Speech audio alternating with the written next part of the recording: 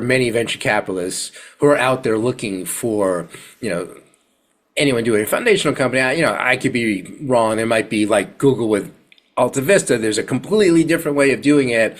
And so, folks find that promising. But, again, go up the stack, look for, AI in the law, AI in medicine, AI in education. There's lots of opportunities building on top. It's far less expensive. I mean, that's even Perplexity, which we haven't mentioned, a very impressive AI answer engine. I mean, they're not doing the foundational stuff. They're operating on top, of other large language models. And, that to me is more the approach I would be taking if I was in that world. Like, kind of, what's the expression? Like, do the wrapper.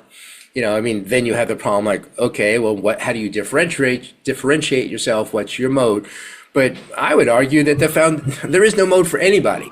The foundation, does Google, does OpenAI, does, Anthropic, no one really has a moat right now. That's the problem. But, again, I think the opportunity to create, an extraordinary company that goes from, hundreds of millions to billions to tens of billions of dollars, maybe more in revenue, that's a hard battle to fight. But, the idea of creating interesting companies that, make millions and tens of millions and ultimately hundreds of millions, in SaaS and kind of middleware and kind of data labeling. I mean, there's a million opportunities out there.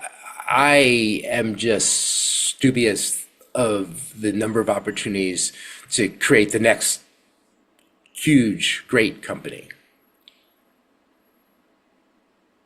Right.